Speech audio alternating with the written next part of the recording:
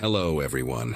Before we start, make sure to like and subscribe to the channel, and leave a comment with where you're from and what time you're watching. That way, YouTube will keep showing you stories just like this one. Now, let's begin. Labor Day weekend 2019 was supposed to be perfect. My wife Jennifer and I had been planning this getaway for months. A quiet, long weekend at a lakefront cabin in northern Vermont with our 7-year-old daughter Lily. We both worked demanding jobs in Boston, me as an architect and Jen as a pediatric nurse, and we desperately needed to disconnect from the city chaos. The Airbnb looked idyllic in the photos. A cozy log cabin nestled among towering pines, with a private dock stretching into Crystal Lake. What we didn't know was that those same woods that promised peace and tranquility would become the backdrop for the most terrifying afternoon of our lives. The drive up took nearly 4 hours, winding through increasingly narrow roads as GPS led us deeper into the wilderness. Lily spent most of the trip pressed against the window, counting red barns and making up stories about the cows we passed. When we finally pulled into the gravel driveway, the place exceeded our expectations. The cabin sat on a gentle slope about 50 yards from the water, surrounded by dense forest on 3 sides. The nearest neighbor was at least a quarter-mile away. We couldn't even see their roof through the trees. The property manager had left the key in a lockbox, and as we stepped inside, the smell of cedar and old firewood immediately made us feel at home. Lily claimed the loft bedroom before we'd even finished unloading the car, her excited footsteps echoing overhead as she explored every corner of her new domain. Saturday morning started beautifully. We woke to the sound of loons calling across the misty lake, their haunting cries echoing between the mountains. After a lazy breakfast of pancakes and Vermont maple syrup, we spent the morning exploring the property. Lily discovered a family of chipmunks living under the dock and must have spent an hour trying to coax them out with pieces of granola. The water was still warm enough for swimming, and we took turns jumping off the dock while Jennifer lounged on the shore with her book. By noon, we were all pleasantly exhausted and hungry. Jen and I decided to prepare a big lunch: grilled chicken, corn on the cob, and a salad made with vegetables from the farmer's market we'd passed on the way up. While we worked in the kitchen, Lily played on the deck just outside, arranging pine cones and colored leaves she'd collected into elaborate patterns. The kitchen window gave us a clear view of the deck, but at some point during our meal prep, Lily must have wandered off. It couldn't have been more than 10 minutes. I was marinating the chicken while Jen chopped vegetables, and we were chatting about maybe renting kayaks the next day. When I glanced up to check on Lily, the deck was empty. Her pile of nature treasures sat abandoned on the picnic table. "Hey, where'd our little explorer go?" I asked Jen, not particularly concerned at first. Kids wander, especially in new places full of interesting things to discover. Jen wiped her hands on a dish towel and stepped out onto the deck, calling Lily's name. No response. The woods seemed to swallow her voice, leaving only the gentle lapping of waves against the shore. That's when the first flutter of worry started in my chest. Not panic yet, just that parental instinct that something needed checking. I walked around to the side of the cabin, expecting to find her crouched by the stone fire pit, or maybe down by the water's edge looking for minnows. Nothing. The property wasn't that big, maybe 2 acres total, and most of it was visible from the cabin. Jen headed toward the lake while I checked behind the small storage shed. Still no Lily. We kept calling her name, our voices growing louder and more urgent with each unanswered call. 5 minutes passed, then 10. The chicken sat forgotten on the counter as we expanded our search into the tree line. That's when I noticed something that made my heart skip. A narrow trail I hadn't seen before, barely visible between 2 massive oak trees. Fresh footprints in the soft earth, small ones that could only belong to a child. Without thinking, I plunged into the woods, following those tiny impressions while shouting Lily's name until my throat burned. The trail wound deeper into the forest than I expected, maybe 200 yards from the cabin. The canopy grew thicker, filtering the afternoon sun into dim, greenish light. Just as I was about to turn back and get Jen, I heard it. Lily's voice, high and clear, somewhere ahead. Relief flooded through me so intensely that my knees nearly buckled. But as I pushed through a cluster of mountain laurel, what I saw made every muscle in my body tense. There was Lily, standing next to a beat-up RV that looked like it had been abandoned decades ago. The thing was covered in rust and moss with cardboard taped over most of the windows, and she wasn't alone. A man stood beside her, probably in his late 40s, wearing a faded khaki vest with what looked like some kind of wildlife organization patches. He had thinning brown hair combed over a sunburned scalp, and when he smiled at me, I noticed one of his front teeth was chipped at an odd angle. His hand rested on Lily's shoulder, and something about the way his fingers gripped her small frame made my skin crawl. "Daddy!" Lily called out, waving excitedly. "Mr. Bradley was just about to show me the baby raccoons. He takes care of hurt animals." The man, Bradley apparently, extended his free hand toward me, that damaged smile never wavering. "You must be her father," he said in a voice that sounded like he'd been smoking since childhood. "Found her wandering near the old logging road. Dangerous for little ones out here, bears, coyotes, all sorts of predators." He emphasized that last word in a way that made my jaw clench. I ignored his outstretched hand and moved straight to Lily, pulling her against my side. "We've been looking everywhere for you, sweetheart. You know you can't wander off like that." The man's hand dropped slowly, and I caught a flash of something in his eyes. Annoyance? Anger? It disappeared quickly behind that practiced smile. "Was just telling her about my rehabilitation work," he continued, gesturing toward the RV. "Got some orphan babies in there that need round-the-clock care. Kids usually love seeing them." The door to the RV hung slightly open, revealing nothing but darkness inside. A smell wafted out, something chemical mixed with decay, like roadkill soaked in cleaning fluid. Every instinct screamed at me to get Lily away from this place. "That's kind of you," I said, keeping my voice steady while tightening my grip on Lily's hand. "But we need to get back. Her mother's worried." Bradley shifted his weight, subtly blocking our path back to the trail. Oh, but the little lady was so excited to see them. "Won't take but a minute. The babies are sleeping right in the first compartment. She can peek through the door." He reached for the RV handle, and that's when I noticed his fingernails, long, yellowed, with dirt caked so deep underneath it looked permanent. But what really caught my attention was the padlock hanging loose on a hasp that had been recently installed on the door. Why would you need a padlock on the outside of an animal rehabilitation vehicle? "Actually," Lily piped up, tugging on my hand, "Mr. Bradley already showed me inside. But Daddy, there weren't any animals. Just a mattress with straps on it and lots of pictures on the walls." The man's expression changed instantly, like someone had flipped a switch. The smile vanished, replaced by something cold and calculating. His eyes darted between me and Lily, and I saw his right hand move slowly toward his vest pocket. "Smart little thing, isn't she?" he said, his voice dropping to barely above a whisper. "Noticed all the details.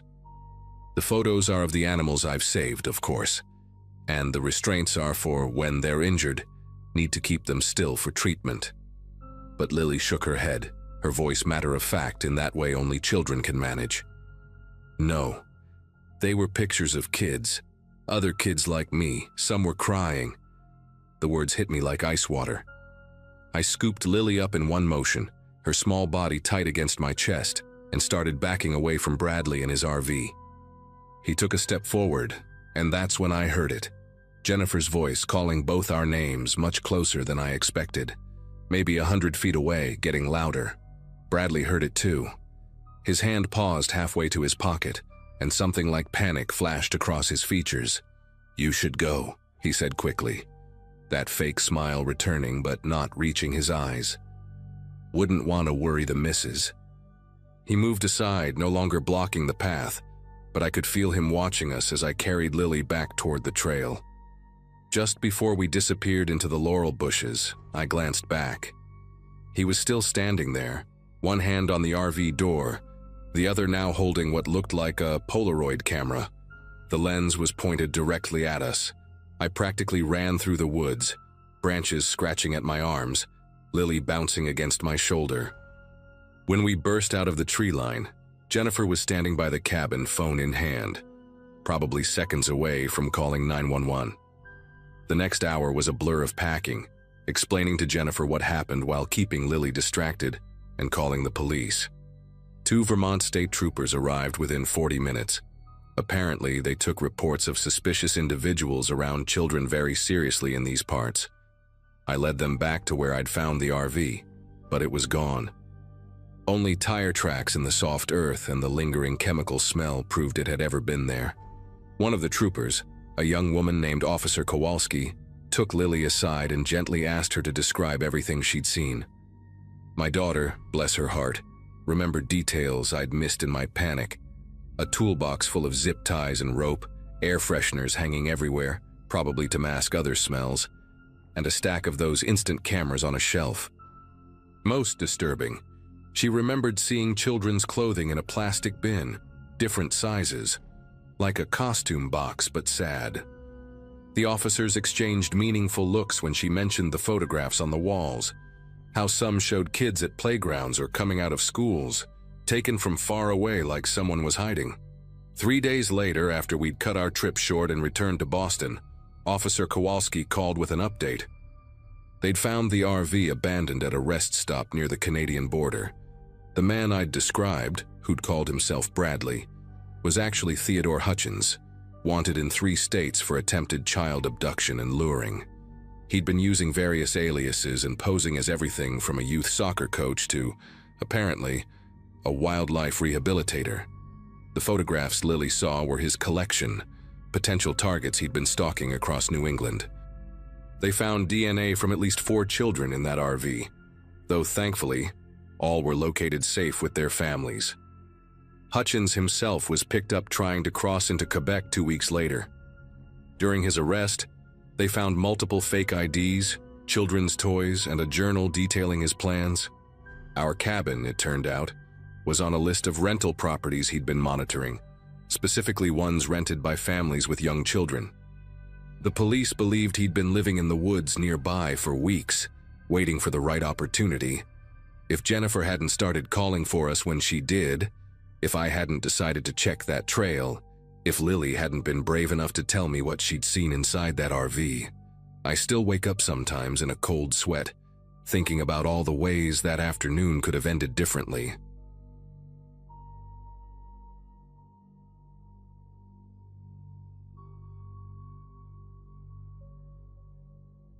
The stress from work had been eating me alive for months, so when my doctor suggested I take a break before I gave myself a heart attack, I actually listened. I was 38, working 70-hour weeks at a Manhattan advertising firm, and hadn't taken a real vacation in 3 years. That October weekend in 2023, I drove up to the Finger Lakes region, where I'd booked 2 nights at the Whitmore Inn, this old Victorian place that had just reopened after being closed for renovations.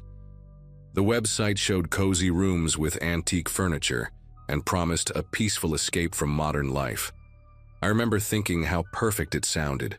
No meetings, no deadlines, just me and some old books I'd been meaning to read. The drive up took about 4 hours, and I felt the tension in my shoulders start to ease as the city skyline disappeared in my rearview mirror. I arrived around 5 in the evening, just as the autumn sun was painting everything gold.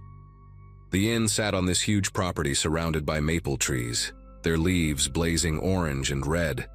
It was one of those grand old buildings from the 1890s, all turrets and wraparound porches, the kind of place that made you think of garden parties and ladies in long dresses.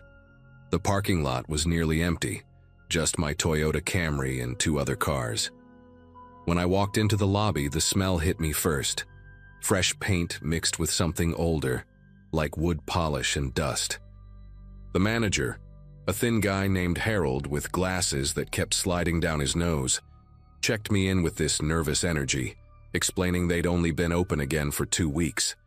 He mentioned the renovations had taken longer than expected after the incident, but didn't elaborate. My room was on the 2nd floor, number 207, and Harold insisted on walking me up himself, pointing out the new sprinkler system and emergency exits along the way.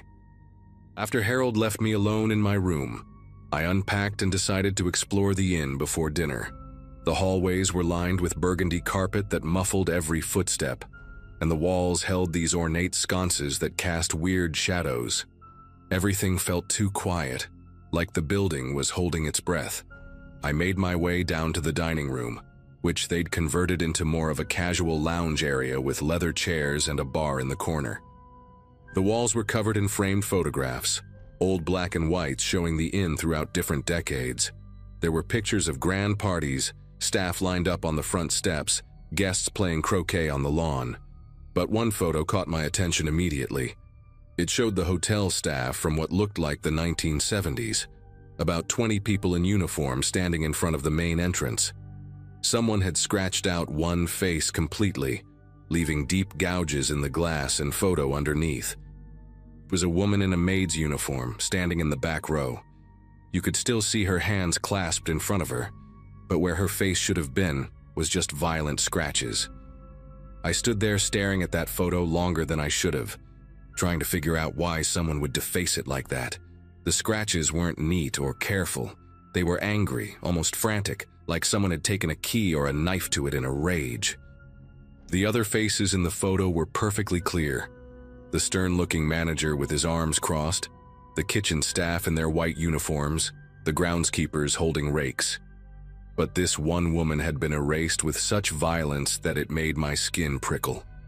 I asked the bartender, a college-age kid named Tyler, about it when I ordered a whiskey. He just shrugged and said the photo had been like that when they reopened, that lots of old stuff had been damaged in the fire. When I pressed him about what fire, he got this uncomfortable look and mumbled something about it happening a couple years back, then suddenly needed to check something in the kitchen. I sat there nursing my drink, but I kept glancing back at that photo, at those savage scratches where a face should have been. Dinner was a lonely affair in that empty dining room. Besides me, there were only two other guests, an elderly couple who ate in silence at a corner table. The food was decent enough, some kind of pot roast with vegetables, but I barely tasted it. The whole atmosphere of the place had shifted for me after seeing that photo. Every creak of the old building, every flicker of the lights made me look up from my plate. Around 9 o'clock, I headed back to my room, exhausted from the drive and the weird energy of the place. The hallways were even quieter now, lit only by those dim sconces and the emergency exit signs. Room 207 was at the end of a long corridor, and as I walked, I noticed that most of the other rooms seemed unoccupied. No sounds of TVs, no light coming from under the doors. I told myself it was just the off-season, that business would pick up on weekends, but the emptiness felt oppressive, like the inn was too big for the handful of people rattling around inside it. I tried to settle in for the night, taking a hot shower and climbing into the four-poster bed with one of my books. The room was actually quite nice.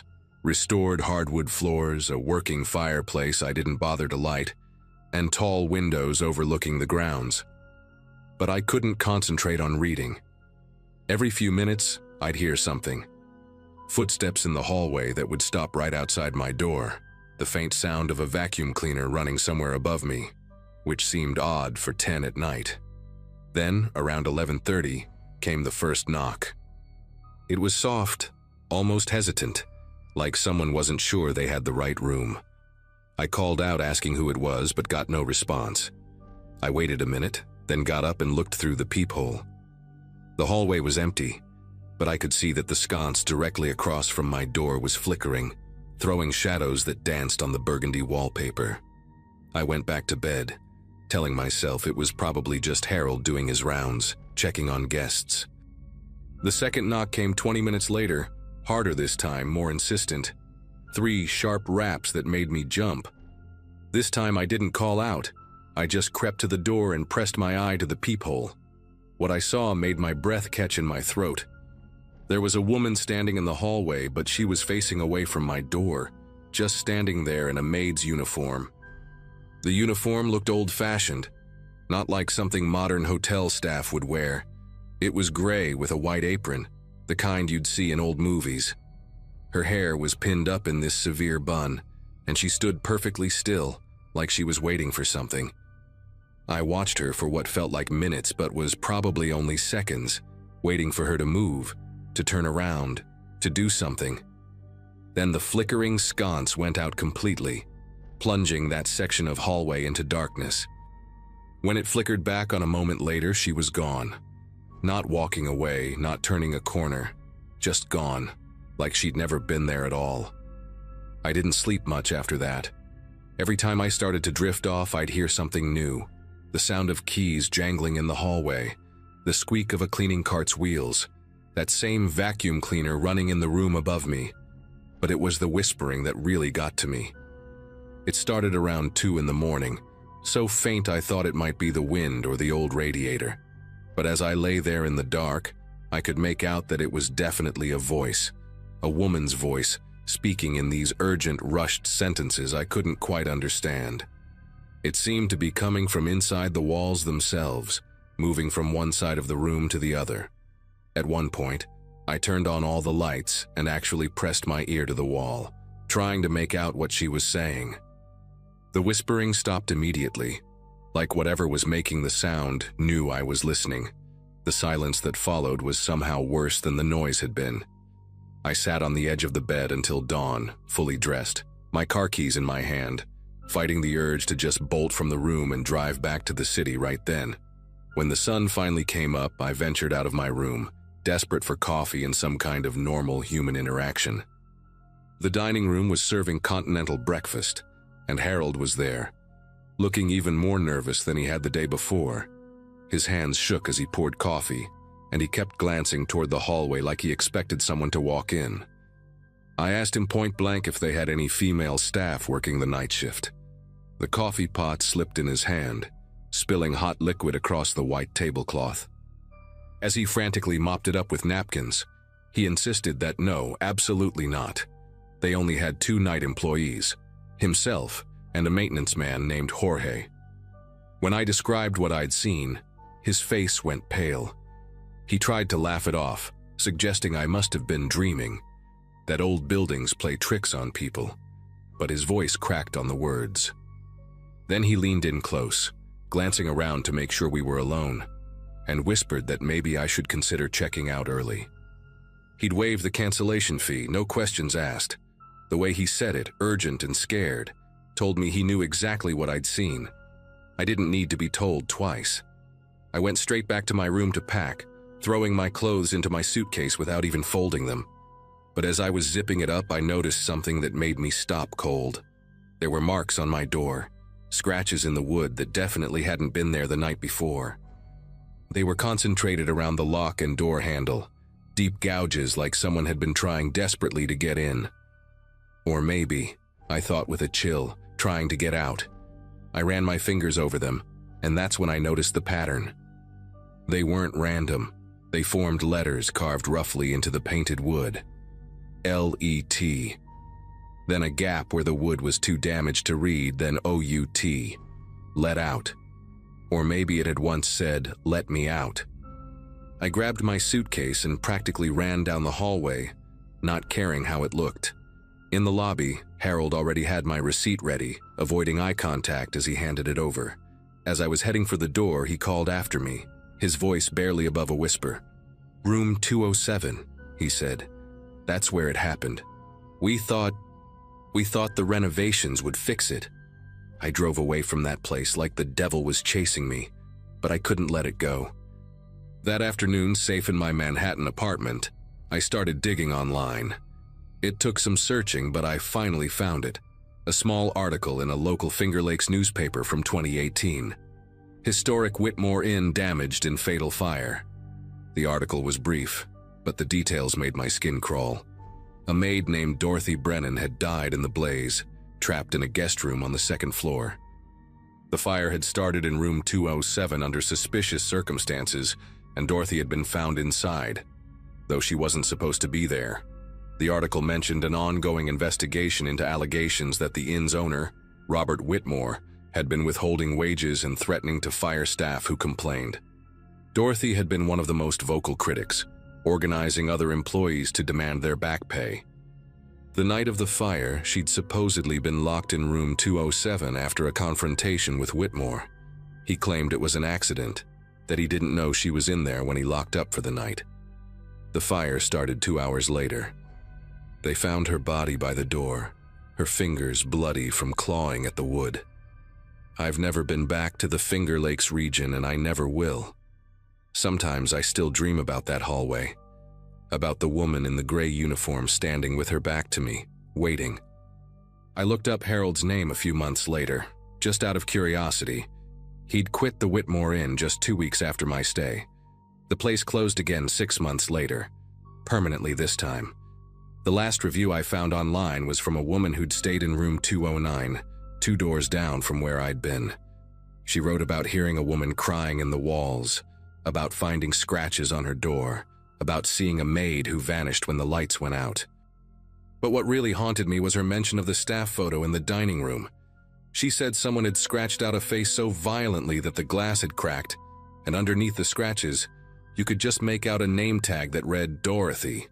I knew then that I'd seen her, that she was still there in that inn, still trying to get out of room 207, still desperate for someone to hear her. And I think about Harold's words, that they thought the renovations would fix it. But you can't renovate away that kind of pain, that kind of injustice. Some things refuse to be painted over or torn down. Some things just keep knocking, hoping someone will finally let them out. Terminé.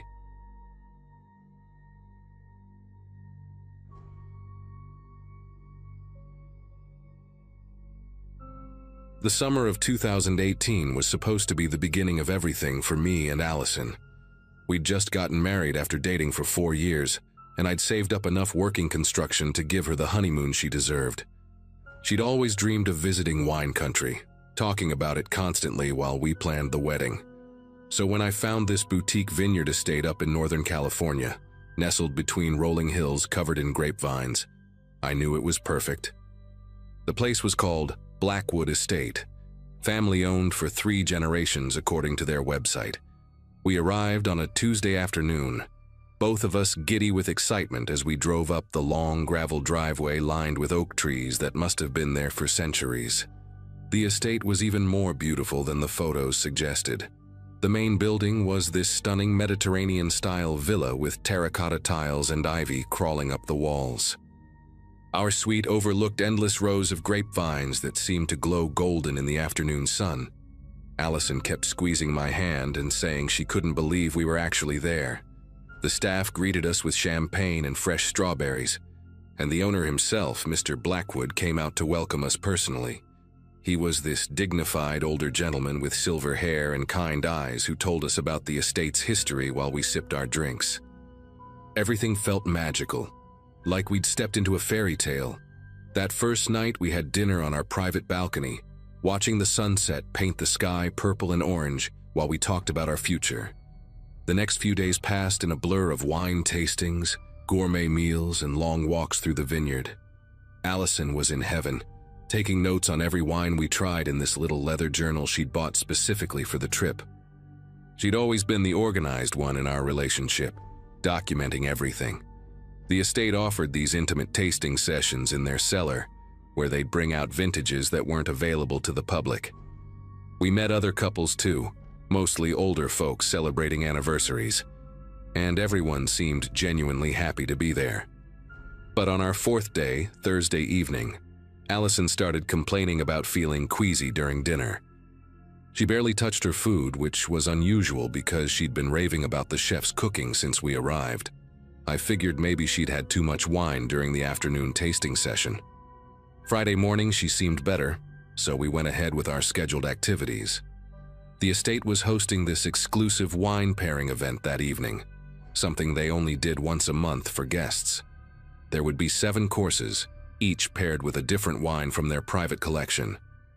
Allison was excited despite still feeling a bit under the weather. She kept saying she didn't want to miss it, that we'd paid too much money to skip anything. Around noon, I noticed she looked pale while we were touring the production facility. The guide was explaining the fermentation process when Allison grabbed my arm and whispered that she needed to sit down. Her skin felt clammy, and there was this sheen of sweat on her forehead, even though it wasn't particularly warm in there. I wanted to take her back to our room, but she insisted she just needed some water and fresh air. The wine pairing dinner started at 7. We dressed up for it. Allison wore this navy blue dress I'd bought her for her birthday, and she looked beautiful despite being obviously unwell. The dining room was intimate, maybe 12 guests total, with candles everywhere and soft classical music playing. Each table had handwritten menu cards detailing the evening's selections. The first course came out, seared scallops with a crisp Sauvignon Blanc, and I watched Allison force herself to take small bites. By the third course, she'd stopped eating entirely and was just pretending to sip her wine. I kept asking if she wanted to leave, but she shook her head each time, not wanting to make a scene. The woman at the next table, Mrs. Ashford from Oregon, kept glancing over with concern. Even in the dim candlelight, I could see Allison's complexion had taken on this grayish tinge that made my chest tight with worry. Then it happened during the 5th course. The server had just placed a plate of braised lamb in front of us when Allison suddenly lurched forward. Her whole body convulsed, and then she was vomiting violently onto the white tablecloth. But it wasn't normal vomit. It was dark, almost black, with streaks of bright red blood mixed in. The entire dining room erupted in chaos. Chairs scraped against the floor as people jumped back. Someone screamed, and Allison kept heaving, more blood coming up with each spasm. I remember holding her hair back, feeling completely helpless as her body shook. The sommelier dropped an entire tray of glasses, the crash adding to the pandemonium. Mr. Blackwood came running from the kitchen, his face white with shock. Allison collapsed against me, blood still dripping from her mouth, her dress ruined, her eyes rolling back. I was screaming for someone to call 911, my voice cracking with panic. The ambulance arrived within 15 minutes, though it felt like hours. The paramedics worked quickly, getting Allison onto a stretcher while asking me rapid-fire questions about what she'd eaten, any medications she was taking, allergies, everything. I rode with her to the hospital, holding her hand while she drifted in and out of consciousness. The emergency room was a blur of white coats and machines beeping. They pumped her stomach, ran blood tests, started IVs. I sat in that waiting room for what seemed like an eternity, still in my dinner jacket stained with her blood. A doctor finally came out around midnight, Dr. Patel, I'll never forget his name, and the look on his face made my knees weak. He said they'd found traces of warfarin in her system, massive amounts of it. Rat poison, he explained, seeing my confusion. Someone had been poisoning my wife with rat poison, and based on the levels, it had been going on for days. The police arrived before dawn, 2 detectives who looked like they'd been pulled out of bed, which they probably had. They questioned me for hours, wanting to know every detail of our stay, everyone we'd interacted with, everything Allison had consumed. Had we made any enemies? Did anyone have a grudge against us? The questions seemed absurd. We were just a young couple from Colorado on our honeymoon. Who would want to hurt Allison? The detectives then turned their attention to the estate, interviewing staff, reviewing security footage, testing food samples from the kitchen. The whole place was in lockdown. Other guests were being examined at the hospital as a precaution, though thankfully no one else showed symptoms. I stayed by Allison's bedside, watching her sleep, tubes and wires connected to her body, machines monitoring her vitals. The doctors said she was lucky. If we'd waited even another hour, she might not have made it. 3 days later, they caught him. A former employee named Mitchell Granger who'd been fired from the estate 6 months earlier for stealing wine from the cellar. The security footage showed him sneaking into the kitchen through a service entrance late at night, using a key he'd never returned. He'd been living in his van in the woods nearby, watching the estate, waiting. The police found journals in his vehicle filled with rambling notes about revenge, about how the Blackwood family had ruined his life, how he was going to make them pay by destroying their reputation. He'd been adding small amounts of warfarin to random dishes, not targeting anyone specific, just playing Russian roulette with guests' lives. Allison just happened to be the unlucky one who got enough doses over several days for it to build up to toxic levels. When they arrested him, he was reportedly calm, almost proud of what he'd done. The detective told me Granger had worked there for 8 years before the theft, knew every inch of that kitchen, every security blind spot. The estate shut down immediately for a full investigation. Health inspectors came in. The FBI got involved because it crossed state lines with guests from all over. Lawsuits started flying. We heard later that 3 other guests had trace amounts of warfarin in their systems, but not enough to cause symptoms. The Blackwood family was devastated. 3 generations of building their reputation destroyed in a single week. Allison spent 2 weeks in the hospital recovering, and even after she was released, it took months for her to feel normal again. The bleeding had damaged her stomach lining, and she had to follow a special diet for half a year. We never got to finish our honeymoon. Instead, we spent it in hospital rooms and giving depositions. The thing that haunts me most is how random it was. We weren't targeted. We were just there at the wrong time, eating the wrong meals, victims of one man's twisted need for revenge against people who had nothing to do with us. The trial happened a year later. We had to fly back to California to testify, and seeing that courthouse brought everything flooding back. Granger pleaded guilty to attempted murder and got 25 years. He showed no remorse, just sat there with this blank expression, while Allison described what it felt like to think she was dying on what should have been the happiest week of her life. The Blackwood estate never reopened. Last I heard, the property was for sale, the vineyards overgrown, the beautiful villa empty. Sometimes I drive past wineries here in Colorado, and Allison will tense up, her hand finding mine. She can't drink wine anymore, not because of any medical reason, but because the smell alone brings her back to that dining room. We still have the little leather journal she brought on the trip, filled with her tasting notes from those first few days when everything was perfect. She's never opened it since. We ended up having a second honeymoon 2 years later, just a simple road trip through the mountains, staying in little bed and breakfasts where we could see who was cooking our food. Allison's okay now, physically at least.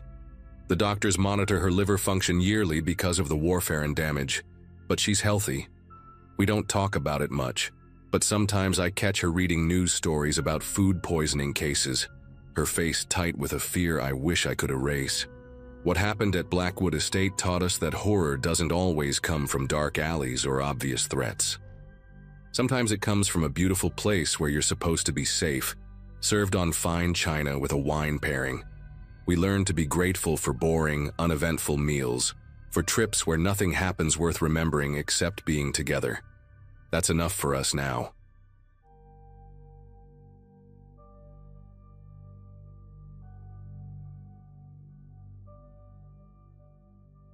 Melissa had just gotten promoted to senior accountant when we decided to take that trip to Myrtle Beach. 12 years of marriage, and we'd barely taken any real vacations together.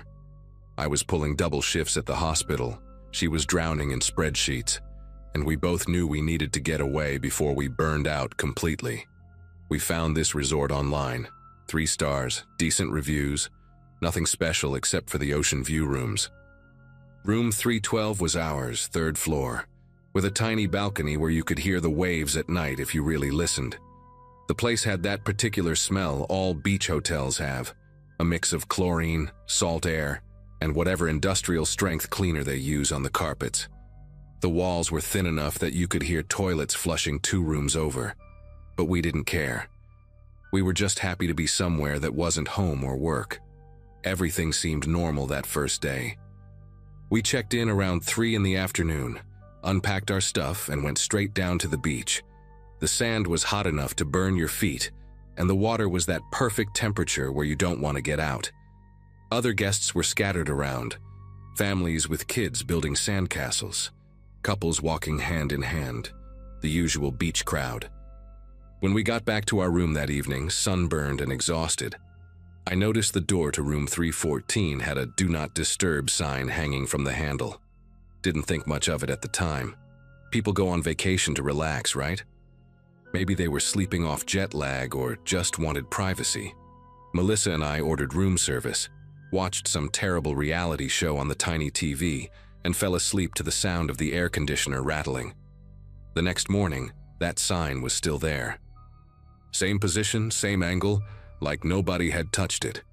We passed by room 314 on our way to breakfast, and I found myself slowing down, listening for any sounds from inside. Nothing. Complete silence. The breakfast buffet was your typical hotel spread. Rubbery eggs, soggy bacon, those tiny boxes of cereal. We sat by the window and Melissa was going on about maybe renting bikes later when I mentioned the room next door. She just shrugged, said maybe they were heavy sleepers or had the "Do Not Disturb" sign up by accident. But something about it bothered me. The sign itself was weird. Not the standard hotel cardboard kind, but this laminated thing with faded colors, like it had been hanging there for months. The edges were yellowed and curling, and there was this water stain in the corner that looked like an old coffee ring. That night, around 2 in the morning, I woke up to this sound. At first I thought it was coming from outside, maybe someone dragging a beach chair across the concrete by the pool. But as I lay there in the dark, listening more carefully, I realized it was coming through the wall. From room 314. This slow, deliberate dragging sound, like someone was pulling something heavy across the carpet. It would go on for maybe 30 seconds, then stop. Complete silence for a few minutes. Then it would start again. I nudged Melissa, but she just mumbled something and rolled over. The sound continued on and off for about an hour. Each time it started, I'd hold my breath, trying to figure out what it could be. Furniture? Luggage? The rhythm was always the same. Drag, pause, drag, pause. Around 3:30 it finally stopped, and I managed to fall back asleep, though I kept having these dreams about someone trying to move a refrigerator down a long hallway. Wednesday morning, the sign was still there. By now, I was getting genuinely curious. 3 days and I hadn't seen a single person go in or out of that room. No maid service, no room service trays in the hallway. Nothing. Even the peephole looked dusty, like nobody had touched that door in weeks. I mentioned it to Melissa over coffee at the beach bar, and she finally admitted it was a bit strange. We decided to pay attention, see if we could catch whoever was staying there. But the whole day passed. We went parasailing, had lunch at this seafood place down the boardwalk, came back for an afternoon swim, and that door never opened. Not once. I even made excuses to walk past it several times. The sign never moved, not even a slight swing from the air conditioning kicking on. It was like it was glued to the handle. The dragging sounds came back that night, but this time they were different. Louder, more urgent somehow. And there was something else. This wet sound, like someone mopping up a spill. Drag, splash, drag, splash. I lay there staring at the ceiling, trying to make sense of it. Melissa woke up this time, grabbed my arm in the dark. "What is that?" she whispered. We both listened, barely breathing. The sounds went on for maybe 20 minutes, then stopped abruptly. Just like that. Dead silence. We waited, but nothing else happened. In the morning, I decided I'd had enough. While Melissa was in the shower, I walked out into the hallway and stood in front of room 314. The sign was exactly the same, but now I noticed something else. There was this smell, faint but definitely there. Sweet and sour at the same time, like fruit that had been left out too long. I bent down and it seemed to be coming from under the door. That's when I saw it. A dark stain on the carpet, just barely visible where it met the door frame. It looked wet, but when I touched it with my shoe, it was completely dry. I went straight to the front desk. The woman working there had this name tag that said Brenda and glasses on a chain around her neck. She smiled at me with too much enthusiasm for 8 in the morning. I explained about the room next door, the sounds, the smell, how I hadn't seen anyone in days. Her smile never wavered, but something shifted in her eyes. She typed something into her computer, frowned, typed again. "Sir, room 314 has been vacant all week," she said, turning the monitor so I could see. The reservation system showed it clearly. Empty since the previous Sunday. My skin prickled. I insisted someone was in there, told her about the sounds, the sign that never moved. She picked up the phone, called someone named Gary from maintenance. While we waited, she kept giving me these sideways glances, like she was trying to decide if I was crazy. or just a troublesome guest. Gary showed up 10 minutes later, this older guy with a tool belt and keys jangling from his hip like he was a medieval jailer. Brenda whispered something to him, and his face went serious. We all went up to the 3rd floor together. I stood back while Gary knocked on the door to 314. "Maintenance, anyone in there?" No answer. He knocked again, louder. Nothing. He looked at Brenda, who nodded, and he pulled out his master key. The lock clicked open, but the door only moved about 2 inches before hitting something. Gary pushed harder, grunting with effort. Whatever was blocking it scraped across the floor with a sound I recognized immediately. The same dragging noise I'd been hearing at night. Finally, he got it open enough to squeeze through. I'll never forget his face when he came back out. All the color had drained away and his hands were trembling as he pulled out his radio. "We need to call the police," he said. "Now." The police arrived within 15 minutes. 2 uniforms first, then detectives, then crime scene techs in white suits. They sealed off the entire 3rd floor, moving all the guests to different rooms. Melissa and I were taken to a small conference room near the lobby, where a detective named Barnes asked us questions for over an hour. When did we first notice the sounds? Had we seen anyone suspicious? Did we smell anything unusual? I answered everything, watching him scribble notes in this little pad. He wouldn't tell us what they'd found, just kept asking the same questions different ways. Other guests were being interviewed too. I could see them through the glass door, looking confused and scared. The hotel manager showed up, this nervous man who kept dabbing his forehead with a handkerchief, even though the air conditioning was blasting. By noon, there were news vans in the parking lot. It wasn't until that evening that we learned what had happened. Barnes came back to talk to us one more time, and maybe because we were the ones who'd reported it, he gave us more details than he probably should have. Someone had used a stolen keycard to enter room 314 5 days earlier. The security footage showed a man in a baseball cap and sunglasses wheeling in a large suitcase. He never came back out, at least not through the front. They found a body under the bed, a woman, probably in her 30s, who'd been dead for several days. The dragging sounds I'd heard? The killer had been moving her body around the room, trying different hiding spots. The wet sounds were from the ice bucket. He'd been using ice to try to slow down decomposition. The smell I'd noticed was exactly what I'd feared it was. Barnes said the man must have been coming back at night through the sliding door from the balcony, using the adjacent room's balcony to climb over. They were still looking for him. We packed up that night. There was no way we could stay, not with crime scene tape 3 doors down and reporters trying to interview guests in the hallway.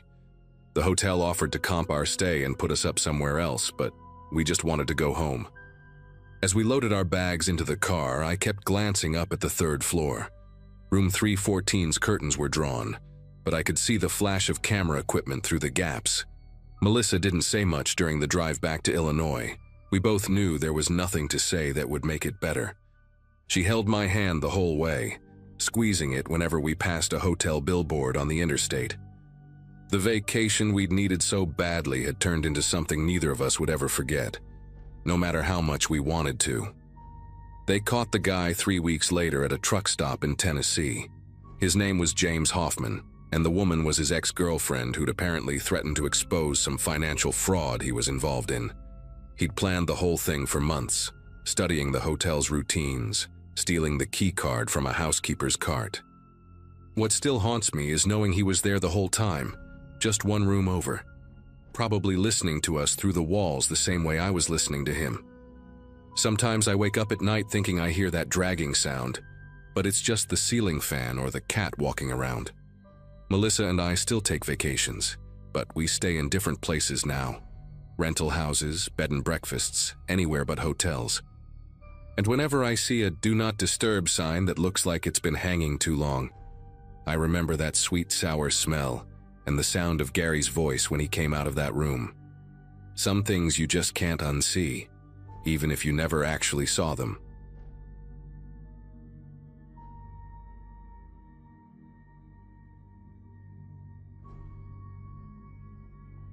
So I'm sharing this because I still get chills thinking about it, and maybe someone else has experienced something similar.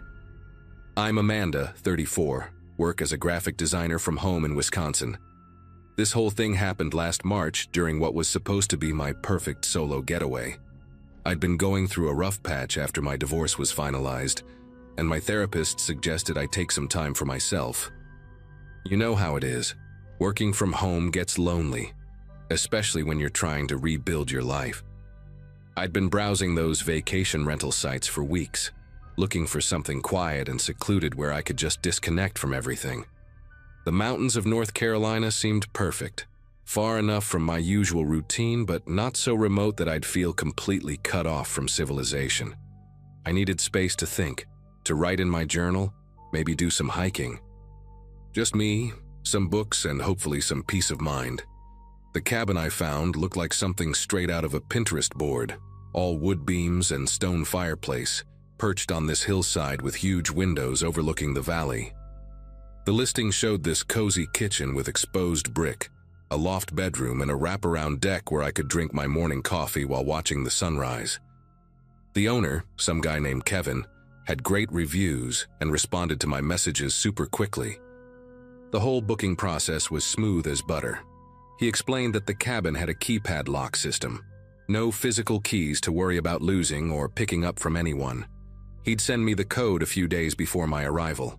It seemed perfect for someone like me who tends to overthink logistics. The photos showed deer wandering through the property, and I could already picture myself sitting on that deck with my laptop, finally getting some clarity about what I wanted to do with my life post-divorce. The drive up to the cabin was exactly what I needed. I'd left Milwaukee early that Friday morning, and by the time I reached the winding mountain roads, I could feel my shoulders starting to relax for the first time in months. The GPS kept losing signal, but Kevin had sent detailed directions along with the door code, 4729. I remember thinking how nice it was that he trusted guests with such a simple system.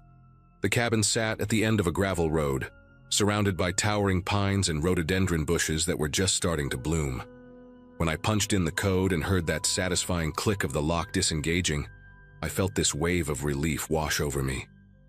The place was even more beautiful than the photos. Everything smelled like cedar and wood smoke, and the afternoon light streaming through those big windows made everything look golden. I spent the first evening unpacking my things, making myself a simple dinner, and just soaking in the quiet. No traffic, no neighbors arguing through thin walls, just the sound of wind in the trees and the occasional bird call. Saturday was perfect in every way. I woke up naturally around 7, made coffee on the little stovetop, and sat on the deck watching the mist rise from the valley below. I'd brought a stack of books I'd been meaning to read, and I actually managed to get through half of one without checking my phone every 10 minutes. For lunch, I drove into the nearest town, about 20 minutes down the mountain, and found this little diner where the waitress called me Honey, and the pie was homemade. I picked up some groceries for dinner and wine for later, feeling more relaxed than I had in years. The afternoon was spent hiking a trail that started right from the cabin's backyard, and I even saw a family of deer grazing in a clearing, just like in the photos. By evening, I was tired in that good way that comes from fresh air and exercise. I cooked myself a nice dinner, opened that bottle of wine, and settled in to watch the sunset paint the mountains purple and orange. I remember thinking this was exactly what I needed. Just me, nature, and time to figure things out. That night I went to bed around 10:30, which was early for me but felt right in that peaceful environment. The loft bedroom had this amazing skylight, where I could see stars, real stars, not the faint dots you get in the city. I'd left one of the downstairs windows cracked open because the mountain air was so crisp and clean, and I loved falling asleep to the sound of the wind moving through the pine branches. The bed was comfortable, with these heavy quilts that made me feel cocooned and safe. I'd been having trouble sleeping since the divorce, but that night, I felt myself drifting off easily for the first time in months. I had this vague awareness of the cabin settling around me, those little creaks and sighs that old wooden buildings make. Everything felt right with the world. I was finally somewhere I could just be myself without any pressure or expectations.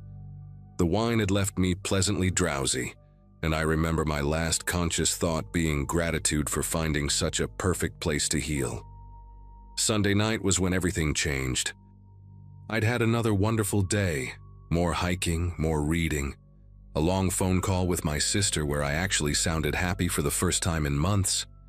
I'd made myself a simple pasta dinner and finished the bottle of wine from the night before, feeling proud of how well I was handling this whole solo retreat thing.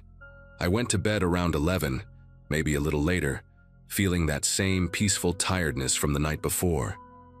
The thing is, I'm usually a pretty deep sleeper, especially when I'm relaxed like I was that weekend. But something woke me up around 2 in the morning, this weird electronic sound that seemed to come from downstairs. At first, I thought maybe it was the cabin's heating system or the refrigerator cycling on. You know how rental places always have their quirks.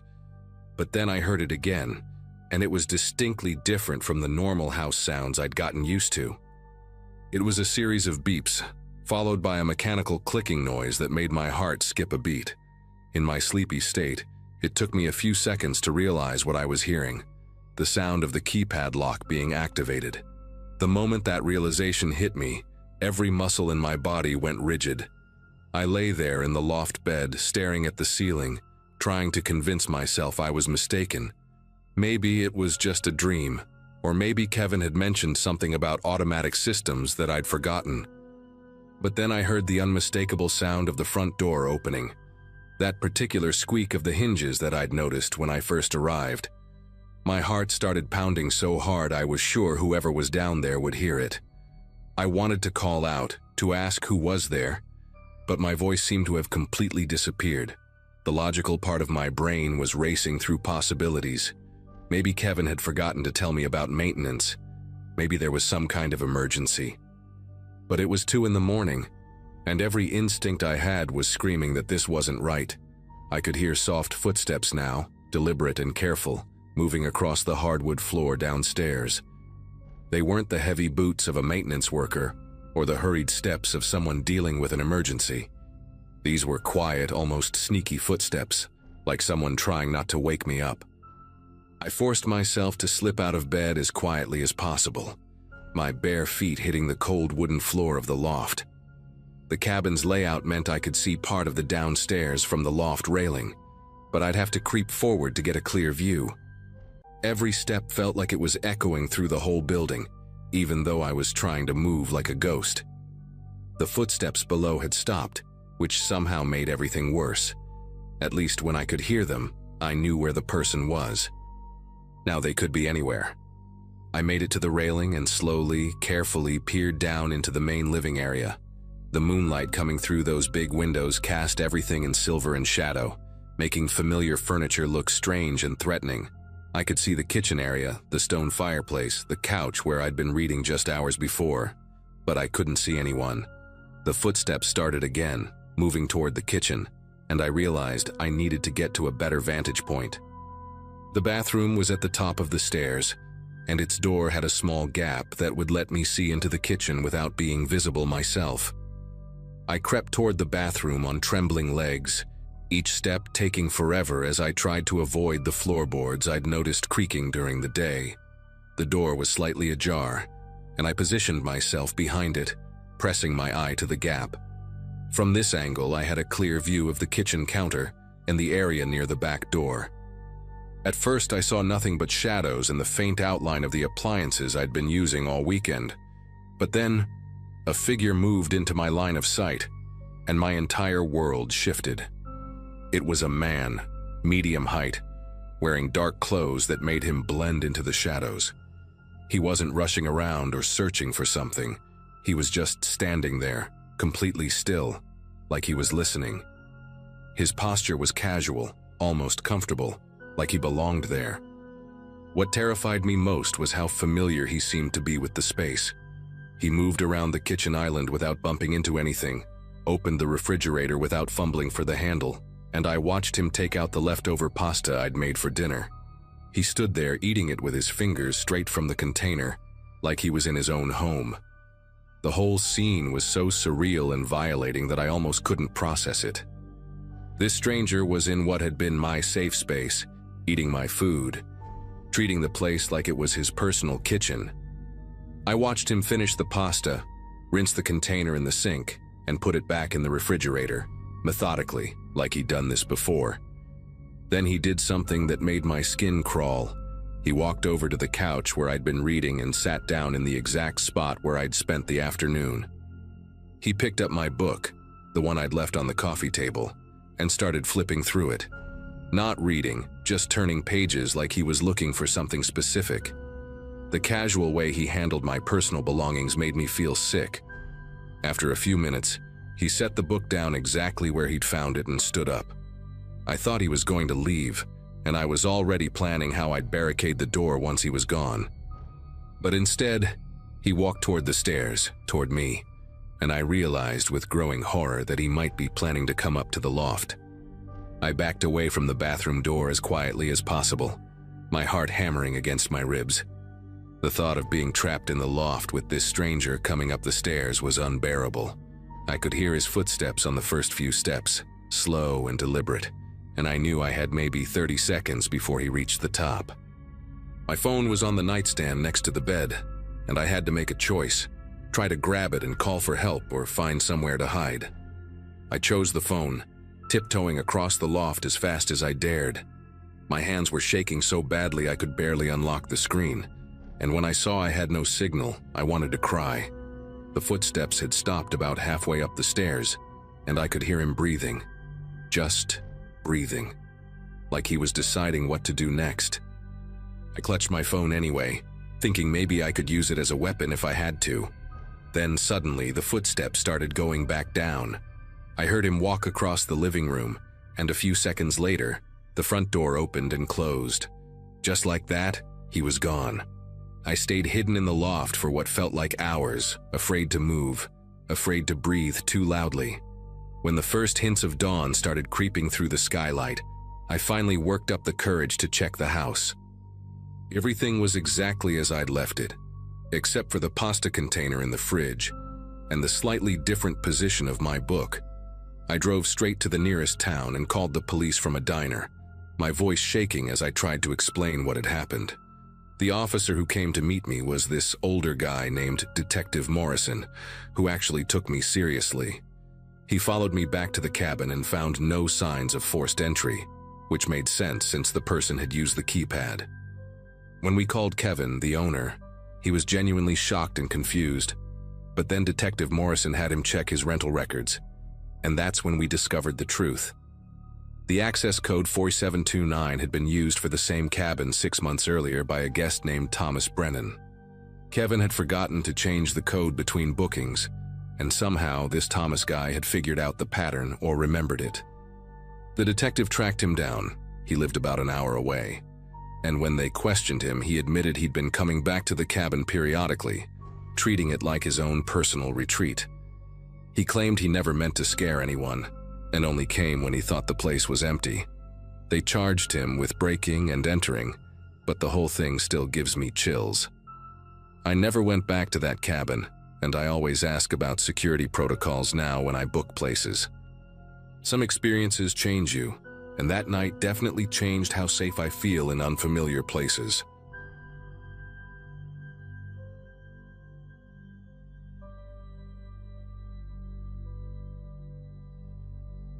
I'd just wrapped up a brutal midterm week, and honestly, all I wanted was to get away for a couple of days. My roommate Marcus had the exact same idea. We weren't particularly close, more like default friends thanks to shared space. But we got along well enough to not kill each other on a road trip. He suggested we hit Arizona, find somewhere quiet, maybe hike a bit. Nothing big, just a break from the campus chaos. I remember throwing a backpack together with barely any thought, some clothes, a portable charger, and a gas station bag full of snacks. I wasn't expecting the trip to be memorable. Turns out it was, for the worst reasons possible.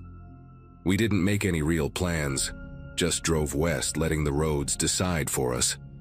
Around sunset, we passed through a stretch of highway with nothing but red dust and power lines. That's when we saw it. A squat little motel just off the road. Faded red sign flickering like it had better days. Desert Palms Inn. though most of the neon was shot. Marcus pulled in without asking. "Better than driving through the night," he said, already grabbing his bag. The lot was nearly empty, which didn't surprise me. The office looked like it hadn't been updated since the 80s, but the old guy behind the counter was friendly enough. Gave us room 6, right at the edge of the building. That first night was weird, but not in a horror movie way. More like subtle weird. Marcus kept saying he felt watched. He wasn't the paranoid type, but he locked the bathroom door before his shower, even though it was just the two of us. I brushed it off. I was too tired to care. But I remember waking up around 2 a.m. to what I thought was the sound of footsteps outside. Not fast, slow, dragging steps, like someone walking with weight. I stayed still, listening. Nothing else. I figured it was an animal, or the wind pushing something along the gravel. When I got up the next morning, Marcus was gone. His bag was gone, his side of the bed was made, and the motel room key was sitting neatly on the desk. At first, I assumed he'd gone to get breakfast, maybe explore the area. But when it got close to noon and I hadn't heard anything, I started asking around. I went to the front office and the same old guy was there. I asked if he'd seen Marcus. He didn't even hesitate. Just nodded and said, "Your friend checked out early this morning. Left around 6, said he had to get home." The way he said it, no eye contact, no expression, just flat, made something twist in my chest. Marcus didn't even have a car. We drove together. I told the man at the front desk that Marcus wouldn't just leave without telling me, that we were sharing a car, and that he hadn't mentioned a single word about going home early. He gave a vague shrug and said maybe Marcus called a ride, that people change plans all the time. I didn't buy it. I asked to see the camera footage from that morning, but he claimed the system was old and spotty, and that it only recorded during certain hours. It felt like he had rehearsed that response. Still, I tried to keep my cool. Maybe I was overthinking.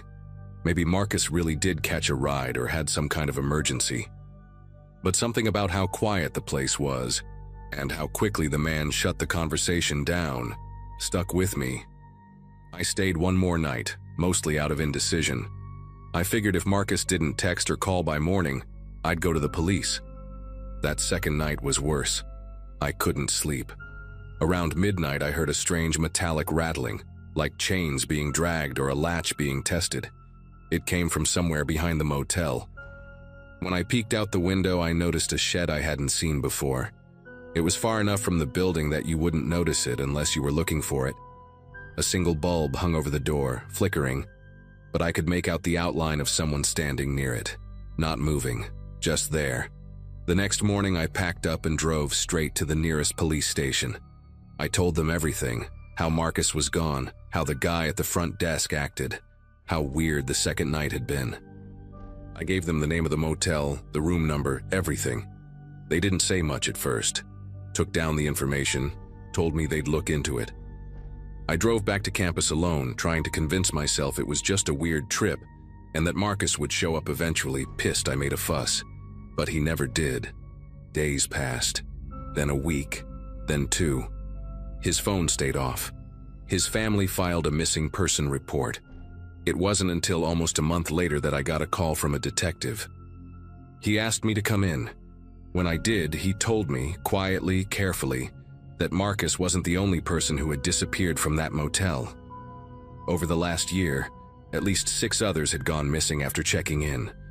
Always one person at a time, always late check-ins. And every time the staff had some excuse, early checkout, emergency. Nobody remembers anything.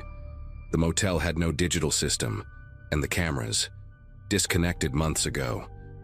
But what they did have was a maintenance shed behind the building, one that wasn't listed on any official records. They got a warrant to search the shed after a local deputy swore he smelled something foul coming from behind the building on a routine patrol. Inside, they found a heavy-duty lock on the door, and the windows had been painted over from the inside. What was in there? I still can't shake it. The place was stuffed wall to wall with discarded clothes, shoes, phones with cracked screens, even a few wallets with IDs still inside.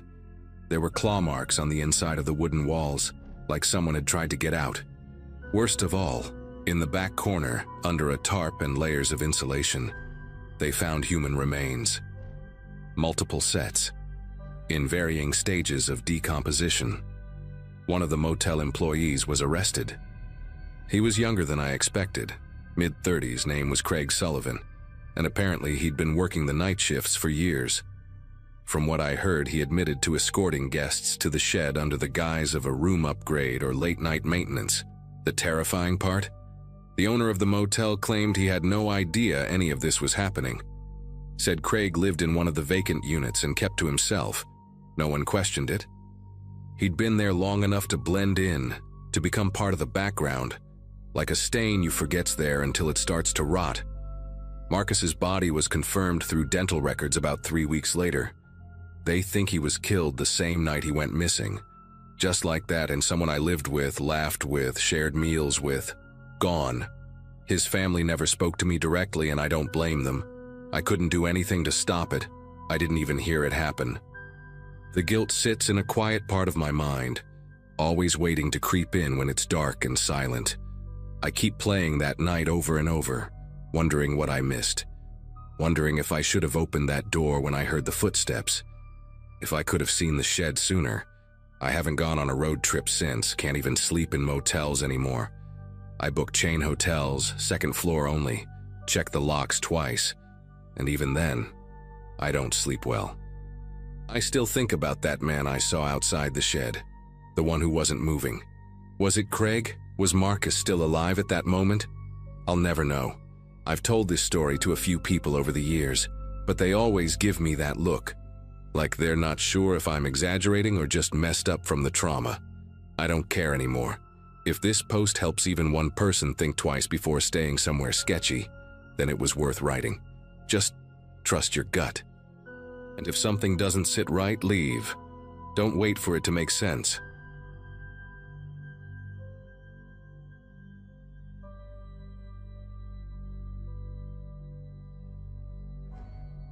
It was the year before I graduated, and spring break was pretty much our last shot at doing something wild before real life kicked in. I was studying psychology at a mid-sized college in Georgia, nothing too fancy, and I was sharing a dorm with my best friend at the time, Vanessa. She was the one who found the Airbnb, a beach condo down in Florida, right on the water. There were 4 of us, me, Vanessa, Nicole, and Danny. We weren't the party hard type, but the idea of a few days by the ocean, sipping cheap drinks and sleeping in till noon, sounded like exactly what we needed. We left early that Thursday, spent most of the drive singing along to old playlists and eating gas station snacks, and got there late afternoon. The condo was perfect. White walls, tiled floors, a big sliding glass door that opened onto a balcony facing the beach. That first evening was calm. We walked down to the boardwalk, grabbed greasy fish tacos, then watched the sunset from the sand. We were all in good moods, just laughing about dumb things, who forgot to pack sunscreen, who nearly left their charger at home, that kind of stuff. Before we left for a bar later that night, I remember distinctly checking that the patio door was locked. It was one of those sliding ones with a latch that clicks in place.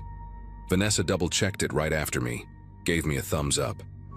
We weren't paranoid, but it was just habit, especially in a new place. We headed out around 10, hit a local beachside bar, danced a little, and got back close to 2 a.m. Everything seemed normal except the sliding door was open maybe 2 inches. We all paused at the same time when we noticed it. The curtain was fluttering from the breeze coming in, and I remember Nicole saying, "Did one of you open that to air out the place or something?" None of us had.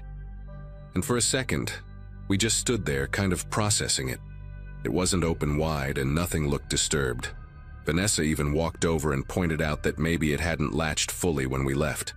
I wanted to believe that, so we all just kind of nodded along, closed it tight again, and moved on. We were tired, a little buzzed, and brushing it off was easier than letting our minds spiral. We locked up everything again, even checked the windows this time, and all crashed in our rooms.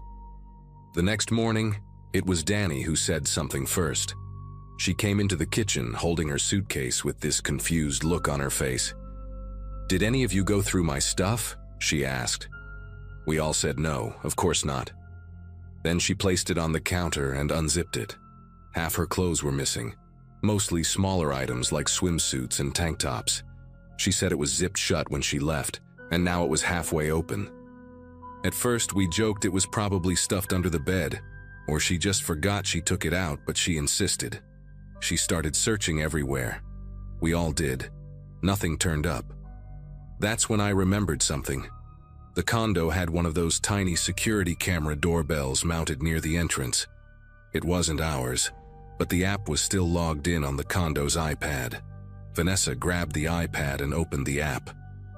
The condo owners had left it on the kitchen counter along with a printed sheet of instructions: how to connect to Wi-Fi, how to operate the smart lock, and a note at the bottom that said the camera feed was viewable if needed.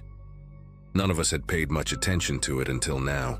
The footage was motion-triggered, so we scrolled back to around the time we'd left for the bar the night before. The clips loaded slowly. At first, it just showed us heading out, all dressed up and laughing as we locked the door behind us. Then, about 35 minutes later, there was movement.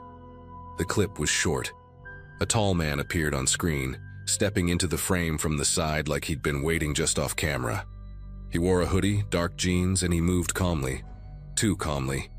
He didn't hesitate or fumble with the lock. He pulled something out of his pocket, crouched by the door for maybe 10 seconds, and then he was inside. The app recorded exactly 27 minutes of movement inside the unit. He left the same way he came in, through the balcony. There was no footage from the inside, but we could see him exit without rushing, hands in his pockets, as if nothing had happened. That image is burned into my head. A man walking barefoot across the patio tiles like he belonged there. None of us really spoke for a moment. Nicole looked pale, Vanessa had her arms wrapped around herself, and Danny just kept repeating, "That's not okay. That's not okay." We kept trying to make sense of it. Was he a previous guest? A neighbor? Someone who had a key somehow? But the lock was digital and we'd changed the code when we checked in, just like the instructions said. We reported it to the rental platform and called local police. They sent a patrol car out and took our statements, but they didn't seem surprised. "This happens more than people realize," the officer said, almost too casually. He took down some notes, told us to keep the door double locked, and left. That day felt like it dragged on forever. We didn't go to the beach, didn't turn on music, didn't even eat much. Danny kept her bag with her at all times. Nicole checked every window 3 times, and I started noticing little things I hadn't before. How the hallway light flickered faintly, how the floors creaked near the bathroom, how thin the sliding door's glass really was. That night, none of us wanted to sleep alone, so we dragged our blankets into the living room and crashed on the couch and floor, watching dumb reality shows with the volume too low to matter. Every noise outside made us jump. But nothing else happened that night. At least, nothing we noticed. The following morning, we packed. No one said it out loud, but it was obvious. We weren't staying the full week. I called the condo owner and explained what had happened. She sounded genuinely disturbed and promised to review the security settings and talk to the platform. She refunded the remaining nights without argument. We left before noon, tossing our bags into the trunk in silence. It wasn't just about feeling unsafe anymore. It was the sense that someone had been near us, maybe even watching us sleep, and we'd had no clue. That invisible presence had violated something we didn't even know was so fragile. A few days after we got home, Danny texted all of us.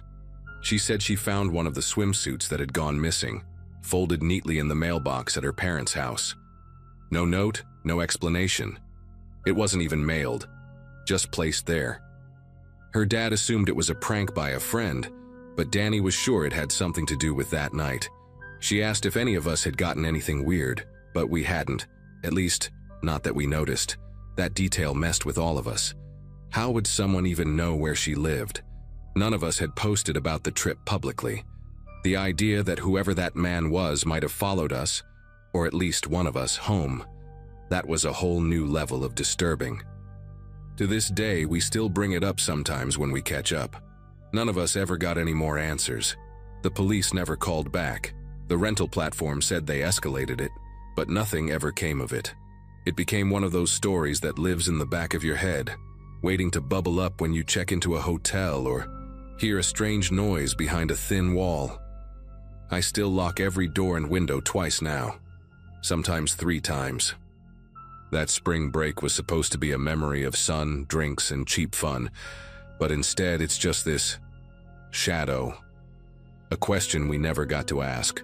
A door that was supposed to stay locked. Sometimes I think about the way he walked out onto that balcony, hands in his pockets like he wasn't in any rush. Like it wasn't the first time he'd done that. And maybe it wasn't.